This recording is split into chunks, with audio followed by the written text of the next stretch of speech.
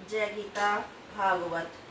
श्री सुखदेव जी बोले कि हे राजन, समुद्र मंथन पहले पहल जल का पाप रूप उग्र विष उत्पन्न हुआ। उस विष की ज्वाला से सभी देवता तथा दैत्य जलने लगे और उनके शरीर की क्रांति फीकी पड़ गई।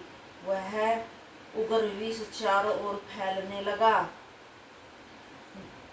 जब इस विष से बचने का कोई उपाय नहीं देखा, तब सब देवता तथा दानव भगवान शंकर की शरण में गए और भगवान शंकर की इस प्रकार प्रार्थना करने लगे। देवता लोग स्तुति करने लगे, हे भूतनाथ सदाशिव, इस उग्र विष से हमारी रक्षा कीजिए। आप ही तमोगुण रूप भगवान नारायण की तीसरी शक्ति है। आप ही प्रलय करते हैं, आप ही जगत की स्थिति उत्पत्ति तथा लय करते हैं। आप स्वयं प्रकाश है। आप आत्माराम होकर अपने में ही रमण करते रहते हैं। आपकी मंगलमय मूर्ति सबका मंगल करती है, तभी आपका नाम शिव है। आप सबका कल्याण करते हैं। हे प्रभु, हमारा भी कल्याण कीजिए। आप ओम तीन अक्षरों से युक्त ओमकार स्वरूप है। हे परमात्मा, आपके विराट स्वरूप का यह चंद्रमा पवित्र मन है। स्वर्ग लोक सिर है, समुद्र कोख है, वृक्ष रोम है, पर्वत हड्डियां है, गायत्री छंदर आदि 7 धातु हैं, जिनसे 38 यंत्र उत्पन्न हुए हैं। आप स्वयं प्रकाश है। अधर्म आपकी छाया, सतव रज तम आपके 3 नेत्र। आप स्वयं ब्रह्मा हैं। आपके प्रभाव को इंद्र आदि लोकपाल भी नहीं जानते हैं। यह कालकूट विष आप पान करके हमारे कष्ट को दूर कीजिए।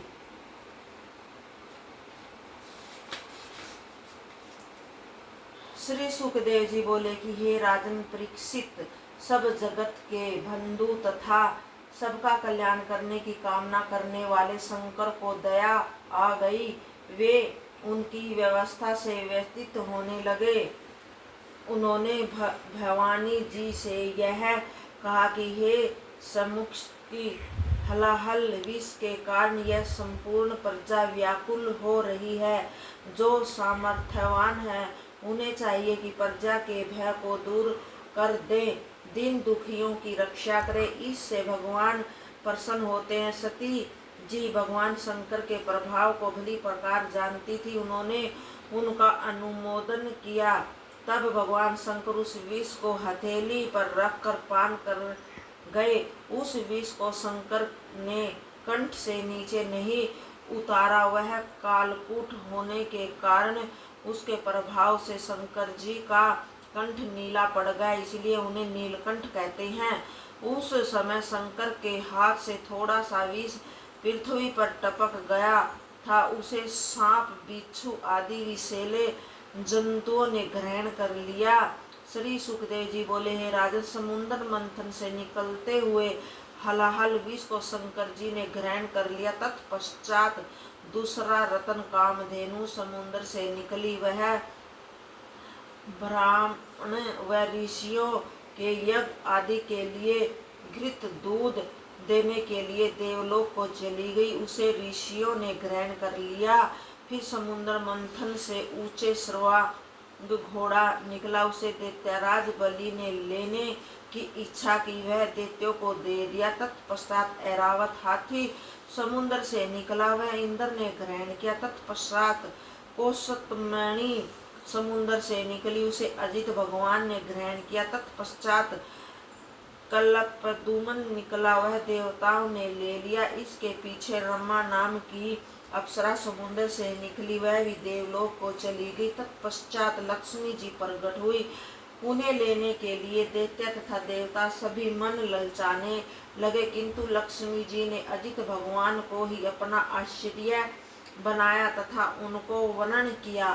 तत्पश्चात समुद्र से कन्या के रूप में वरुणी प्रकट हुई। उसे दैत्य ने ग्रहण किया। तत्पश्चात चंद्रमा पर पारिजात वृक्ष तथा शंख उत्पन्न हुआ।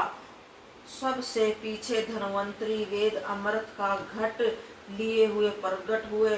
जब दैत्यों ने उस अमृत के घट को देखा तो वे शीघ्र ही झपट कर उस घट को धन्वंतरी के हाथ से छीन कर ले गए। जब देवताओं ने यह देखा कि जिस अमृत के लिए इतने हर्षा कष्ट सहे उसे दैत्य छीन कर ले गए। जय गीता भागवत।